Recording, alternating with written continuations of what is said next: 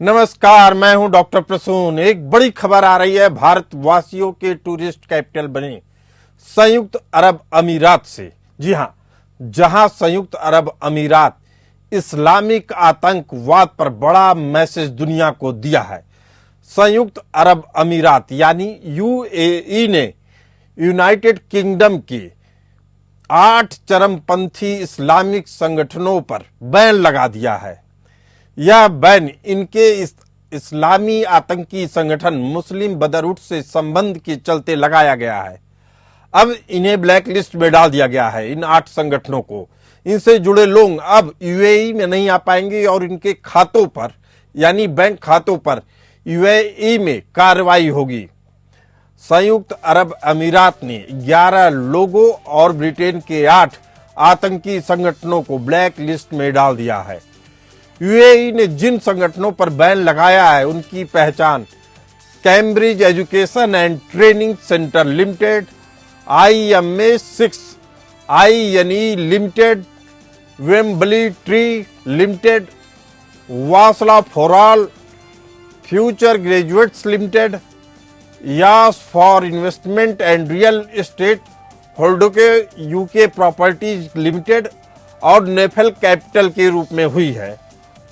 UAE की black list में डाले गए यूके के संगठन रियल एस्टेट से लेकर शिक्षा, एजुकेशन और मीडिया तक में फैले हुए हैं। इन संगठनों पर इस्लामिक आतंकवादी संगठन मुस्लिम ब्रदरहुड से संबंध होने का आरोप लगाया गया है। यूएई में मुस्लिम ब्रदरहुड संगठन आतंकवादी संगठन के तौर पर प्रतिबंधित है। यूएई की आतंकवाद विरोधी नीतियों के तहत इन लोगों और संगठनों को ट्रैवल बैन, एसेट फ्रीज और कड़े वित्तीय प्रतिबंधों का सामना करना पड़ेगा। अब कंपनियों के रिकॉर्ड से पता चलता है कि इन संगठनों के कई डायरेक्टर और टॉप एग्जीक्यूटिव्स अमीरात के नागरिक हैं। यूएई में एक बार जब कोई ब्लैक लिस्ट में शामिल हो जाता है तो उस समूह से जुड़ना या उसका समर्थन करना एक अपराध बन जाता है, जिसके तहत 14 साल की जेल की सजा हो सकती है। दर्जनों अन्य देशों में चरमपंथी समूहों का मुकाबला करने के लिए इसी तरह के ढांचे बने हैं। आपको बता दें कि मुस्लिम ब्रदरहुड को ब्रिटेन में प्रतिबंधित नहीं किया गया है। ब्रिटेन इसे कोई आतंकवादी संगठन नहीं मानता है। यूएई कैबिनेट द्वारा ब्लैकलिस्ट किए जाने के बाद इन लोगों और संगठनों पर तुरंत कानूनी और वित्तीय प्रभाव पड़ेगा, लेकिन आतंकवाद की इस लड़ाई में ब्रिटेन सहित यूरोप में एक तरह की उपापोह की स्थिति देखने को मिल सकती है, क्योंकि दुनिया के सामने तथाकथित उदारवादी छवि बनाए रखकर ब्रिटेन चाहता है कि उसको लोग अलग नजरिए से देखें। हालांकि अभी उसकी तथाकथित उदारवादी छवि ब्रिटेन को ही भारी पड़ रही है। यूनाइटेड किंगडम के इन 8 संगठनों के अलावा 11 और लोगों को भी इस वैन में शामिल किया गया है। यह लोग यूएई के ही नागरिक हैं। इन 11 लोगों पर आतंकवाद को समर्थन करने का आरोप है। यह लोग इन कंपनियों में डायरेक्टर या बाकी पदों पर काम कर रहे हैं। यूएई ने यह कदम अपने यहाँ इस्लामिक कट्टरवाद और आतंक से लड़ने के लिए उठाया है। इससे पहले 2015 में ब्रिटेन के पूर्व पीएम डेविड कैमरून ने भी इस्लामिक ब्रदरहुड के संबंधों को चरमपंथ के संभावित संकेत के रूप में चिन्हित किया था, यानी माना था कि आतंकवादी गतिविधियों में ये संगठन शामिल है। ब्रिटेन में दशकों से प्रतिबंधित संगठनों की एक लिस्ट है, जिसमें रूसी ग्रुप वैगनर और तहरीके तालिबान पाकिस्तान शामिल है। मुस्लिम ब्रदरहुड के प्रभाव ने ब्रिटेन में नए सिरे से जांच को अंजाम दिया है। अगस्त 2024 में पूर्व कम्युनिटी सेक्रेटरी माइकल गोव ने मुस्लिम एसोसिएशन ऑफ ब्रिटेन यानी MAB को आतंकवाद से प्रेरित कहा था। हालांकि मुस्लिम एसोसिएशन ऑफ ब्रिटेन ने इस तरह के किसी भी संबंध से इनकार किया। यूएई में आतंक फैलाने के लिए ऐसे संगठन यूनाइटेड किंगडम में अपनी आजादी का सहारा लेते हैं। अभी भी इन पर यूनाइटेड किंगडम में अपनी इस्लामी आतंक की विचारधारा फैलाने पर कोई रोक नहीं है। यूएई में इस्लामिक आतंकवाद पर जबरदस्त चोट लगी है। यूएई ने पूरी तरीके से साफ कर दिया है कि वह आतंकवादी गतिविधियों और ऐसे संगठनों का जरा भी समर्थन नहीं करेगी जो आतंकवाद से जुड़े हुए हैं। आतंकवादियों को करारा तमाचा लगा है। यूएई ने करारा जवाब दिया है। इस्लामिक संगठन मुस्लिम ब्रदरहुड, उसको भी बड़ा झटका लगा है। इससे जुड़े लोग अब दुबई नहीं आ पाएंगे, इनके खाते सीज कर दिए गए हैं। इनसे जुड़े लोगों को भी बैन किया जा रहा है।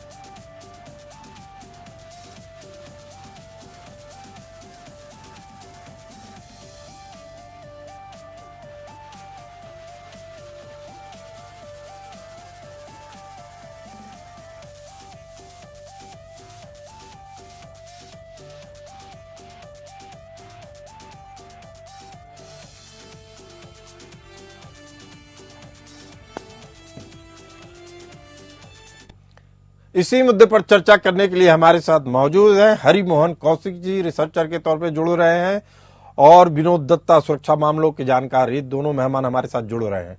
हरिमोहन कौशिक जी, पहला सवाल आपसे, यूएई की यह पहल जो इस्लामी संगठनों पे लगाई गई है प्रतिबंध, उसे कितना बड़ा कदम मानते हैं आप, और आतंकवाद पे क्या कोई रोक लगेगी इस कदम से? हरिमोहन कौशिक जी। सर, दो अलग अलग चीजें हैं। पहला, कितना बड़ा कदम, तो लिटरली बहुत बड़ा कदम है। बहुत बड़ा कदम अरब वर्ल्ड के लिए है कि अरब वर्ल्ड जो एक कसम खा चुका है कि भाई हमने पूरी दुनिया अपने एरिया में रेडिकलिज्म से बना है। चाहे वो मोहम्मद बिन सलमान हुए, चाहे वो मोहम्मद बिन जायद हुए, दोनों जिस तरीके से पूरी ताकत के साथ जिसे कहते हैं रेडिकल फोर्सेस से, सलाफिज्म से लड़ रहे हैं, उसके लिए देखा जाए तो बहुत जबरदस्त कदम है। और हाँ, दुनिया में मैसेज ये जरूर जाएगा कि जहां पूरी दुनिया में जहां से इस्लाम का ओरिजिन हुआ, वही लोग रेडिकलिज्म को छोड़ रहे हैं। लेकिन अब दूसरा कि दुनिया में क्या इसका असर होगा, तो माफ कीजिएगा सर, एक्चुअली जो रेडिकलिज्म है ना, उसकी पतवार अरब कंट्रीज के हाथ से निकलकर एक तरफ तबलीगी जमात जो दिल्ली में है उसके हाथ में आ चुकी है, जिसमें देवबंदी भी कई जगह पे जुड़े हुए हैं, बरेलवी भी कई जगह पे जुड़े हुए हैं, और दूसरी इस रेडिकलिज्म की जो पतवार है या विग है, वो ईरान के हाथ में आ चुकी है। सऊदी अरेबिया ने हाथ जोड़ लिए या अरब वर्ल्ड ने हाथ जोड़ लिए, तो उसका असर ये होगा कि आप काउंटर कर सकते हैं, लेकिन ये कहें कि पूरी दुनिया में रेडिकलिज्म खत्म हो जाएगा, तो ऐसा नहीं है। क्योंकि जो तबलीगी को फॉलो करने वाले मेनली इंडियन सबकॉन्टिनेंटल मुस्लिम्स हैं, वो कह रहे हैं आजकल कि सऊदी अरेबिया में कुफ्र आ चुका है या अरब वर्ल्ड में कुफ्र आ चुका है। यही चीज ईरान जो है वो भी पूरी दुनिया में प्रोपेगेट कर रहा है। और यूरोप में आज के दिन जो रेडिकलिज्म है, वो असलियत में इन तबलीगियों की वजह से और ईरान की वजह से है। सऊदी अरब वाला जो है वो अलकायदा के खात्मे के साथ लगभग खत्म हो चुका है। तो दो अलग अलग क्वेश्चन, लेकिन दोनों का आंसर मैंने मेरे हिसाब से दे दिया है कि जो सऊदी अरेबिया मतलब मिडल ईस्ट है, यहाँ से वो चीज खत्म हो रही है, बहुत अच्छी बात है, काउंटर करने में आसानी रहेगी। लेकिन पूरी दुनिया में खत्म होगा ऐसा नहीं है, क्योंकि उसकी विग दो अलग अलग पावर्स के हाथ में जा चुकी है। जी चलिए, ब्रिगेडियर विनोद दत्ता जी हैं, सुरक्षा मामलों के जानकार। यूएई आतंकवाद से अपना पीछा छुड़ा रहा है। वह कट्टरपंथियों को अपने देश में, अपनी जमीन पर जरा भी स्पेस नहीं देना चाहता है। लेकिन ब्रिटेन की क्या मजबूरी है? वो ऐसे कट्टरपंथियों को जगह भी दे रहा है, पनाह भी दे रहा है, पैसा भी दे रहा है, और हालात ऐसे बन गए हैं कि अब उसको खामियाजा भी उठाना पड़ रहा है। ग्रूमिंग गैंग के नाम से जो आतंकी तत्व थे, जो उस तरीके से रेडिकलाइज नहीं हुए थे, वह वहां की लड़कियों के साथ रेप करते रहे। ऐसे में ब्रिटेन की मजबूरी क्या है कि ऐसे तत्वों को बढ़ावा दे रहा है? देखिए, जिस तरह से ये जो दहशतगर्द हैं या जो इस तरह की तंजीमें हैं जो आतंकवाद या दहशतगर्दी फैलाना चाहते हैं, अगर आप ये देखें कि उनके जो पैर जिस तरह से वो पसार रहे हैं, आप फ्रांस की तरफ देखिए, आपने इंग्लैंड की मिसाल दी और बिल्कुल ठीक कहा कि भाई बरतानिया के पास ऐसी क्या मजबूरी है कि वो कोई एक्शन नहीं ले पा रहे हैं। आप अभी जो उनके मेयरशिप के जो इलेक्शंस हुए थे उसमें 70% लोग जो थे वो एक ही समुदाय के इलेक्ट हुए, और वो जिस तरह से अपना वर्चस्व वहां दिखा रहे हैं, जिस तरह से वहां दहशतगर्दी कर रहे हैं, जिस तरह से वहां मनमानी कर रहे हैं, मुझे बड़ा ताज्जुब होता है कि इंग्लैंड की सरकार कोई एक्शन उसमें लेने में कामयाब नहीं है। और यही हाल आप देखिए, अगर ओआईसी की ऑफिशियल लैंग्वेजेस भी अगर देखें तो उसमें से फ्रेंच एक ऐसी लैंग्वेज है जो ओआईसी में मतलब मान्य है, ऑफिशियल लैंग्वेज है उसकी। और एक रिपोर्ट में पढ़ रहा था कि भाई 2050 तक फ्रांस पूरी तरह से इस्लामाइजेशन उसका हो जाएगा। तो इन सब चीजों को देखना चाहिए कि इस्लाम बहुत ही नेक और बहुत मुकद्दस धर्म है।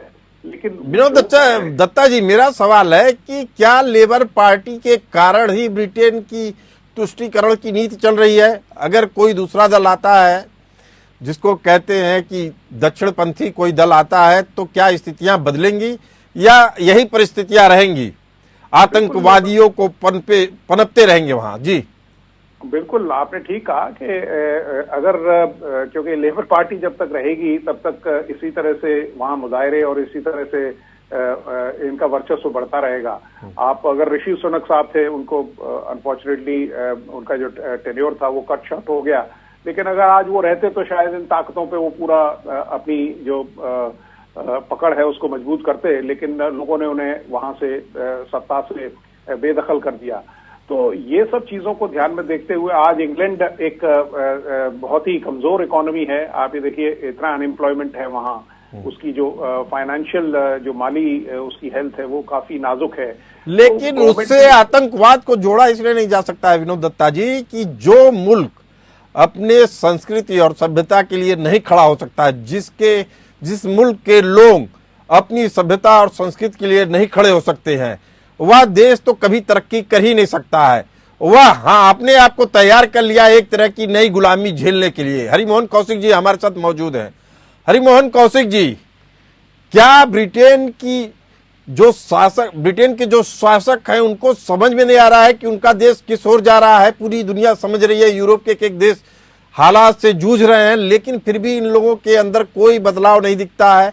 क्या जिस तरीके से कभी भारत तुष्टीकरण का शिकार हुआ था, वही तुष्टीकरण ब्रिटेन में भी चल रहा है? सर, आप बिल्कुल सही कह रहे हैं। उन्हें मतलब आप कह रहे हैं उसको क्या समझ में नहीं आ रहा, और मैं कह रहा हूं हाँ बिल्कुल उन्हें समझ में नहीं आ रहा।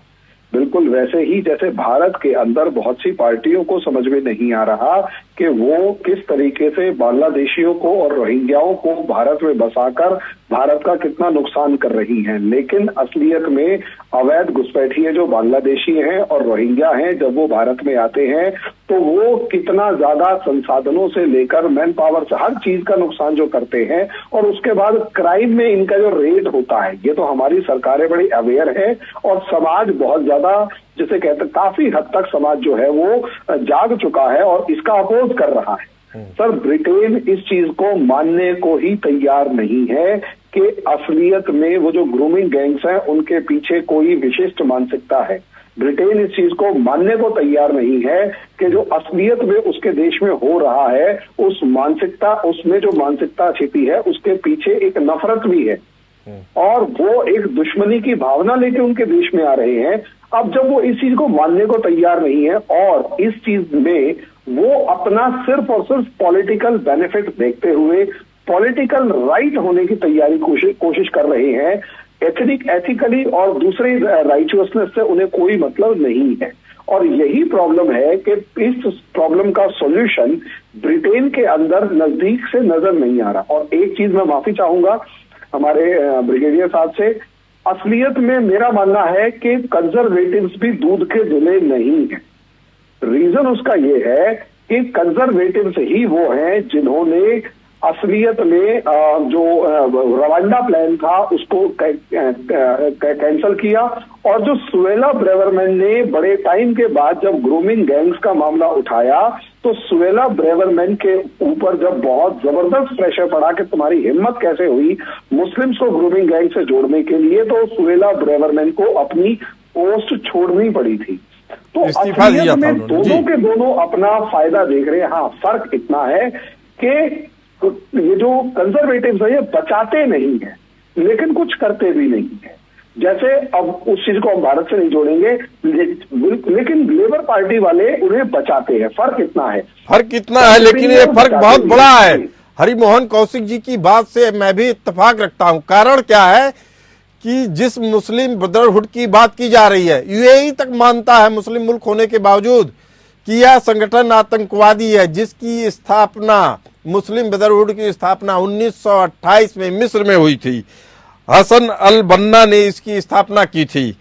इसका जो संगठन है राजनीतिक तौर पे या इस्लाम को स्थापित करना चाहता है, शरिया कानून लाना चाहता है, इसके लिए हिंसा का सहारा लेना पड़े या आतंकवाद को बढ़ावा देना पड़े, उसके लिए यह संगठन समर्पित है। और ये संगठन आज का नहीं है, 1928 का है। पहले ब्रिटेन सोचता था कि ऐसे लोगों को मैं पालूंगा पोसूंगा तो इससे कुछ राजनीतिक निष्कर्ष निकाले जा सकते हैं दूसरे देशों में। उनको पता नहीं था जो जिन बोतल में बंद है वो किसी न दिन खुलेगा और अपने ऊपर भी भारी पड़ेगा, जो अब ब्रिटेन के ऊपर भारी पड़ने लगा है। अब ब्रिटेन कुछ कर नहीं पा रहा है, कसमसा के रहता है। और जो हरिमोहन कौशिक जी ने कहा कि वह चाहते अनचाहे हुए भी, चाहे कंजर्वेटिव पार्टी हो चाहे लेबर पार्टी, इनको रोक पाने में नाकाम साबित हुई हैं, लगाम नहीं कस पा रही है, जिसका नतीजा है कि अब ब्रिटेन जैसे देश में भी शरिया कानून लागू करने की बात कहते हैं। ब्रिगेडियर विनोद दत्ता, क्या मान लिया जाए कि जिसकी आशंका की लगाई जा रही है कि आज नहीं तो कल नहीं तो 10 साल बाद ब्रिटेन की भी स्थिति वही होगी जो सीरिया की हुई, लेबनान की हुई, ईसाई जनसंख्या को विस्थापित होना पड़ेगा और अपना देश छोड़ के भागना पड़ेगा? हाँ, बिल्कुल आपने ठीक कहा। और मैंने पहले भी जिक्र किया था कि ब्रिटेन में ही नहीं, केवल मतलब फ्रांस में भी यही स्थिति होने वाली है। और इन सब चीजों को मुझे भी बड़ा ताज्जुब होता है कि जो वहां की हुकूमत है क्यों इसको नजरअंदाज कर रही है, क्यों इस पे स्टेप्स नहीं ले। बाकी के कई देश ऐसे हैं जहां उन्होंने बिल्कुल इस पे कंट्रोल और इसको कंटेन कर रखा है। और यकीनन जो ब्रिटेन है या जो इंग्लैंड है उसका भी हालत यही होने वाली है। और आप ये देखिए, ब्रिटेन तो उनको देखिए अधिकांश लोग जो है वो पाकिस्तानी हैं जो इसमें इन्वॉल्व हैं, और उनका नाम लेने से वो गुरेज कर रहे हैं। वो उनको नाम बजाय इसके कि पाकिस्तान के वो अगर बाशिंदे हैं या वहां के नागरिक हैं या वहां के मूल निवासी हैं, और उनका नाम लेने से गुरेज किया जा रहा है। उनको एशियन नाम दिया जा रहा है। तो एशिया में तो सारा पूरा कॉन्टिनेंट आप उसको लपेटे में लेते हैं। तो ये सब चीजें क्योंकि वहां से लोगों को छोड़ना पड़ेगा यकीनन। और ये दोगलापन क्यों विनोद दत्ता जी, ये दोगलापन क्यों, जबकि मिस्र में बने इस इस्लामिक ब्रदरहुड जो मुस्लिम ब्रदरहुड है उसको मिस्र में बना था ये संगठन, मिस्र में इसको बैन किया गया है, सऊदी अरब में बैन किया गया है, यूएई जैसे मुस्लिम बहुल अरब देशों में भी इसको बैन किया गया है, लेकिन फिर भी इंग्लैंड नहीं इसको बैन करना चाहता है। कारण क्या है? देखिए, कारण यही है कि विश्व की जो ताकतें हैं, जिस तरह से आप देखिए ये जो तंजीमें बनी थी और जिस तरह से हर एक देश ने इनको बैन किया है, इनकी फाइनेंशियल हेल्प कहां से आ रही है? आपने हाल ही में आपने देखा इजराइल हमास युद्ध में जब हमास की पूरी फंडिंग और उनको बिल्कुल कमर तोड़ दी गई, ईरान को भी नैप कर दिया गया, उसको कैप कर दिया गया, तो मतलब हमास को भी कंटेन किया गया, खत्म तो कोई विचारधारा हो नहीं सकती। और वही चीज यहाँ है, जब तक आप इस तरह की फंडिंग, जब तक आप इनकी प्रॉपर्टी की खरीद पे, जब तक आप कोई स्ट्रिंजेंट मेजर्स नहीं लेंगे, आज इंग्लैंड भी वही चीज करेगा जो उसने विश्व के साथ किया है। तो जब तक आप स्ट्रिक्ट मेजर्स नहीं लेंगे, तब तक ये यही बदस्तूर बढ़ता रहेगा। और इसमें इतना पैसा आ रहा है, इतनी, आप जम्मू कश्मीर का वो देख लीजिए, कम से कम पिछले एक साल की रिपोर्ट है कि करीब 1100 से 1200 जो वहां मस्जिदें हैं वो वहाबीज वगैरह की इनकी वहां मशरूम कर गई हैं। ये तो आर्टिकल 370 के बाद उनको थोड़ा सा कंटेन किया है और सर्विलेंस स्पेक्ट्रम को बढ़ाया गया है। तो इन्हीं चीजों को मद्देनजर रखते हुए, क्योंकि जब तक गवर्नमेंट सशक्त नहीं होगी, जब तक गवर्नमेंट स्ट्रिक्ट नहीं होगी, तब तक इन लोगों पे लगाम नहीं लगा जा सकती। और किसी भी गवर्नमेंट या हुकूमत के पास इस तरह का फ्रेमवर्क है, इस तरह के रिसोर्सेज हैं, इस तरह की रीच है कि वो इन पे नजर रख सके और इनकी जो एक्टिविटीज उनको कंटेन कर सके। हुकूमत की यानी सरकार चाहे तो स्थितियां परिस्थितियां बदल सकती है। लेकिन विनोद दत्ता जी एक बहुत महत्वपूर्ण बात कह रहे हैं कि जो दूसरे देशों से जो फंडिंग हो रही है, असल में आतंकवाद की मूल जड़ वही है। और एलन मस्क का कुछ दिन पहले बयान आया था, अमेरिकी अरबपति, मिलेनियर और अब लीडर भी हैं अमेरिकी सरकार में, अधिकारी भी हैं, नेता भी हैं, उन्होंने कहा कि जॉर्ज सोरस जैसे अरबपतियों ने हमास को कई संगठनों के जरिए 10 मिलियन से ज्यादा फंडिंग की। यानी एक तरफ तो अमेरिका इजरायल का साथ देता रहा और जॉर्ज सोरस जैसे लोग हमास जैसे संगठनों को फंडिंग करते रहे। हरिमोहन कौशिक जी, क्या यही स्थिति अमेरिका की फंडिंग वाली दोहरी नीति, जिसको डीप स्टेट के जरिए बताया जाता है, रूट किया जाता है, क्या भारत के बाद ब्रिटेन भी उसका शिकार बन रहा है? सर, डीप स्टेट का शिकार दुनिया में हर वो देश है जो डीप स्टेट के अंगूठे तले नहीं है और वो आना नहीं चाहता। हमें ये समझना होगा, डीप स्टेट से अगर रशिया लड़ रहा है तो उसके पीछे का रशिया जो लड़ रहा है वो अमेरिका से कम डीप स्टेट से ज्यादा लड़ रहा है। चाइना को जिस तरीके से ह्यूमन टेक्नोलॉजी एक्सपेरिमेंट्स का हब बना दिया है, वो असलियत में एक डीप स्टेट ने बनाया है। जो भी टेक्नोलॉजी के ह्यूमंस पर एक्सपेरिमेंट किए जा रहे हैं वो चाइना पे किए जा रहे हैं और असलियत में उसके पीछे खड़ा हुआ डीप स्टेट ही है। तभी आप देखेंगे बाइडेन की चाइना से कोई प्रॉब्लम नहीं है या बराक ओबामा की चाइना से कोई प्रॉब्लम नहीं है, बल्कि ये दोनों तो एजेंट की तरह काम कर रहे थे। लेकिन जैसे ही ट्रंप आता है और एलन मस्क आता है, ये दोनों के दोनों डीप स्टेट के खिलाफ खड़े हो जाते हैं। इस डीप स्टेट में दुनिया के हर देश में अपना एजेंट पावर में बिठा रखा है, अपना इकोसिस्टम बना रखा है, अपने हर डिपार्टमेंट के अंदर अपने लोग, अपनी आइडियोलॉजी के लोग बिठा रखे हैं और सबसे ज्यादा कब्जा कर रखा है दुनिया की यूनिवर्सिटीज पर।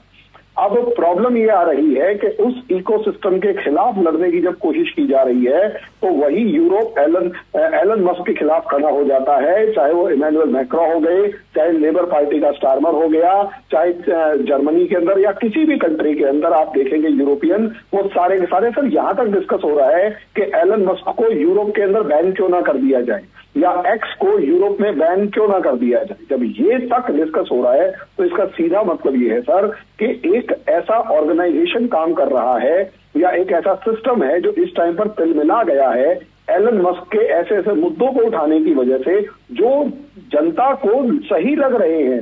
जनता को ऐसा लग रहा है कि उनकी प्रॉब्लम का पहली बार जेन्युइनली डिस्कशन हो रहा है और वो जनता अपने उन सो कॉल्ड इकोसिस्टम का पार्ट या डीप स्टेट का पार्ट नेताओं के अगेंस्ट जा रही है। चाहे हम फ्रांस के अंदर ली पेन को देखें, उसकी स्थिति मजबूत हो रही है, उसे रोकने के लिए जो तिकड़ा बिठाई गई पूरी दुनिया ने देखी।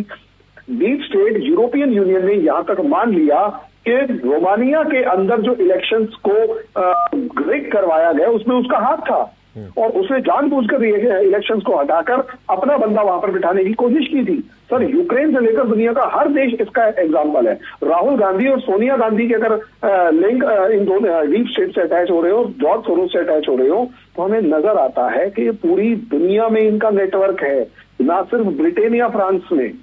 और ये एक बहुत बड़ी लड़ाई की फॉर्म में हमें देखना होगा, जिसमें एक तरफ डीप स्टेट एसोसिएटेड पावर्स जो पूरी दुनिया में फैली हुई है वो इकट्ठी हो चुकी हैं, और दूसरी तरफ उनके खिलाफ जो पावर्स पहले बिखरी हुई थी, चाहे वो भारत में राष्ट्रवादियों की सरकार हो गई, चाहे पाकिस्तान में इमरान खान हो गया, चाहे सऊदी अरेबिया के अंदर प्रिंस सलमान हो गए, चाहे आप जॉर्डन के शाह को ले लें, चाहे बेंजामिन नेतन्याहू को ले लें, ये सारे के सारे ट्रंप और एलन मस्क तो है ही, ये सारे के सारे, और अर्जेंटीना के अंदर मिलेई जो है उनको ले लें, ये सारे जो पहले बिखरे हुए थे ये भी अपना एक मोर्चा बना चुके हैं, और पूरी दुनिया दो पार्ट्स में डिवाइड हो चुकी है। मुझे जो लगता है, हालांकि इसका थ्योरेटिकली कोई प्रूफ नहीं है, हाइपोथेटिकल है, लेकिन मेरे को जो डॉट्स कनेक्ट होती हुई नजर आ रही है, मुझे ये नजर आ रहा है कि पूरी दुनिया दो पार्ट्स में डिवाइडेड है। जी सर, ये आप बेहद अहम बात बता रहे हैं कि अमेरिका में भी दो हिस्से बन चुके हैं। एक तरफ तो डीप स्टेट है जो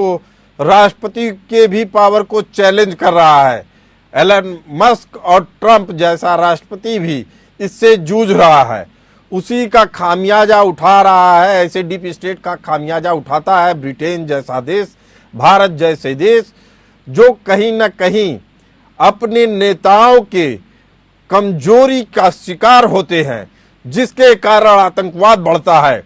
और असल में अमेरिका में बैठे डीप स्टेट के कुछ लोग, जॉर्ज सोरोस जैसे लोग, डोनाल्ड लू जैसे राजनयिक, ऐसे लोगों को बढ़ावा देते हैं, उनको फंडिंग मुहैया करवाते हैं। विनोद दत्ता जी, 30 सेकंड के अंदर क्या कानून को और सख्त बनाने की जरूरत है, या ऐसे तत्वों को मिलिट्री के हिसाब से शूट एट साइड कर देना चाहिए? देखिए, सबसे बड़ी चीज है कि जो बैनुल-अक़वामी तौर पे जो सतह पे जो ऑर्गेनाइजेशंस हैं या जो तंजीमें हैं, जैसे यूनाइटेड नेशंस हो गई और इस तरह की जो तंजीमें हैं, उनको रीडिफाइन और री इंजीनियर करना पड़ेगा। वह तो समय नहीं है विनोद दत्ता जी, उसका समय निकल चुका है। ट्रंप ने भी कह दिया है कि अब इनका कोई मतलब नहीं है। उन्होंने तो इंटरनेशनल जस्टिस कोर्ट को भी नकार दिया है, कहा है कि ये बेकार की संस्था है। इसका मतलब है अपनी लड़ाई खुद लड़नी पड़ेगी। मुस्लिम एसोसिएशन ऑफ ब्रिटेन है, वह साफ तौर पे इस्लामिक कानूनों या कहा जाए शरिया कानूनों की बात करता है। पता नहीं किस चीज का इनको सबूत चाहिए ब्रिटेन को, मतलब उनके देश को खोखला किया जा रहा है, उनकी सभ्यता संस्कृति पे चोट पहुंचाई जा रही है, फिर भी इनके नेताओं का मुंह नहीं खुलता है। खामियाजा उठाना पड़ता है भारत जैसे देशों को। जी हाँ, बिल्कुल। देखिए, मिलिट्रीली भी अगर आप आते हैं तो हर एक जो स्टेट है इंडिविजुअली अगर इसको टैकल करता है वो कर सकता है। उसके लिए आपको मस्कुलर नेशनलिज्म का इजहार करना पड़ेगा। और भारत में बेहद अहम शब्द यूज किया है आपने, प्रयोग किया है, मस्कुलर नेशनलिज्म का प्रयोग करना पड़ेगा। सरकार को भी ये चीज समझनी पड़ेगी। अब भारत एक नए दौर से गुजर रहा है, नई परिस्थितियां हैं, नई चेतावनी है, नए अलर्ट है, उससे कैसे जूझेगा, नई रणनीति के हिसाब से आगे बढ़ना पड़ेगा और मजबूती से सशक्त कदम उठाने पड़ेंगे। इस चर्चा में आप दोनों मेहमान जुड़े रहे, आप दोनों का बहुत बहुत धन्यवाद। फिलहाल इस चर्चा में इतना ही, हमें दीजिए इजाजत, चलते रहिए एपीएन न्यूज के साथ।